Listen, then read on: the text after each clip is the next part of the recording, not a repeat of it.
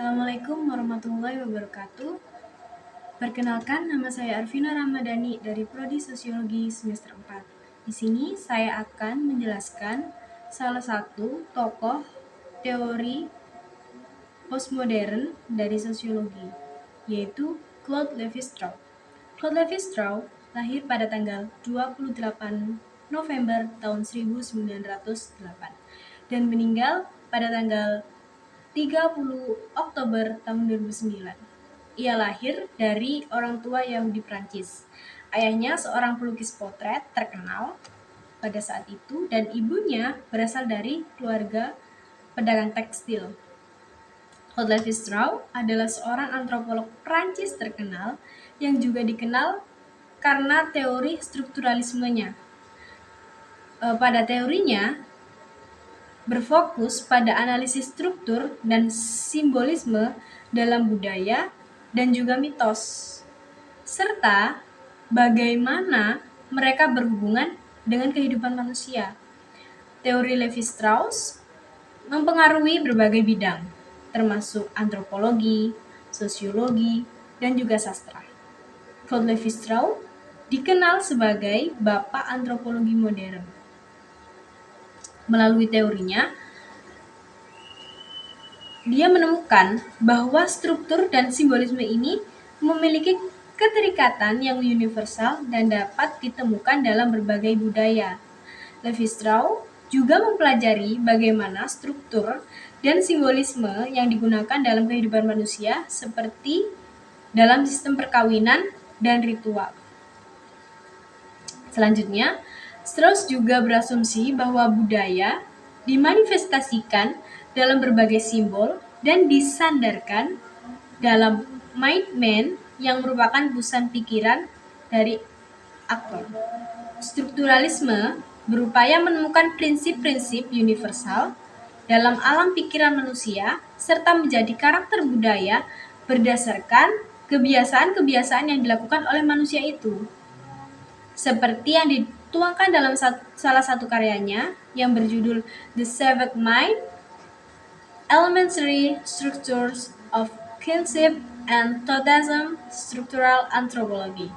Dalam teorinya yang terkenal yaitu alien theory atau teori alien, ia menekankan bahwa perkawinan itu penting dalam masyarakat, yang dijelaskan bahwa perkawinan antar kelompok itu menghasilkan solidaritas sosial dan kohesi sosial yang memberikan ruang bagi antar dan inter kelompok yang mempertahankan diri.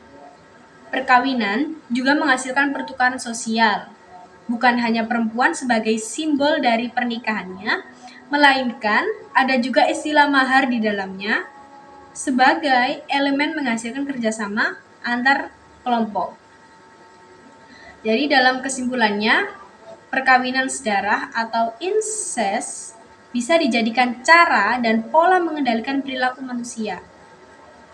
Seks dan hasrat dikendalikan budaya dan manusia sebagai aktor merupakan entitas atau perwujudan dari budaya itu sendiri. Dengan kata lain, strukturalisme mempengaruhi kekerabatan dan perkawinan, mitos, dan simbolisme. Aktivitas seperti mitos, dongeng, ritual, sistem kekerabatan, perkawinan, pola domisili, dan sebagainya secara formal dapat dipandang sebagai bahasa sebab ada keteraturan dan juga keterulangan di dalamnya.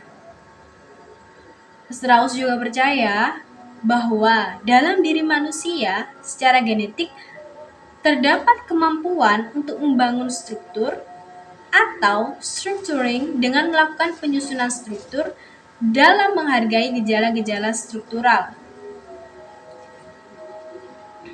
Lévi-Strauss juga mempengaruhi teori struktur tukar-menukar yang berfokus bagaimana manusia berinteraksi dan menukar benda-benda dalam masyarakat.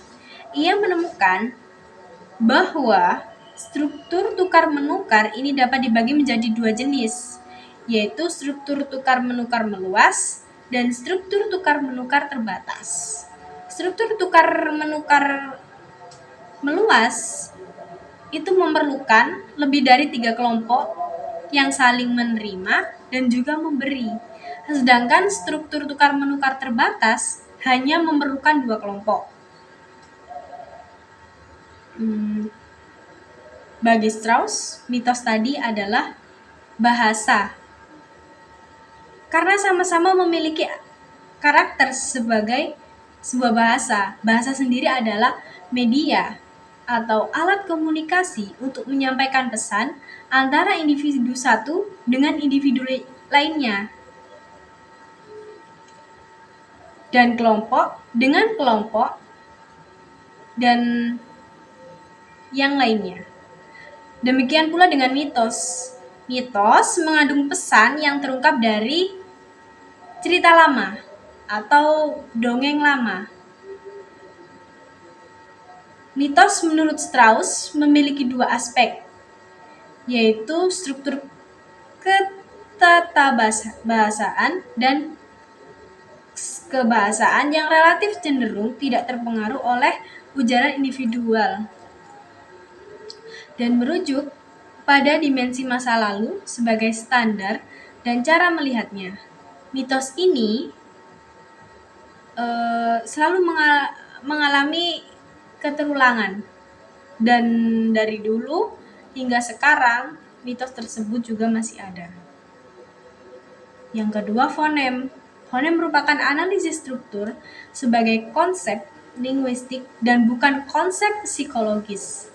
Dengan kata lain, fonem sebagai sebuah konsep atau ide berasal dari ahli bahasa dan bukan pengetahuan murni dari pemakai bahasa. Sekian penjelasan dari teori struktural milik Claude Lévi-Strauss. Wassalamualaikum warahmatullahi wabarakatuh.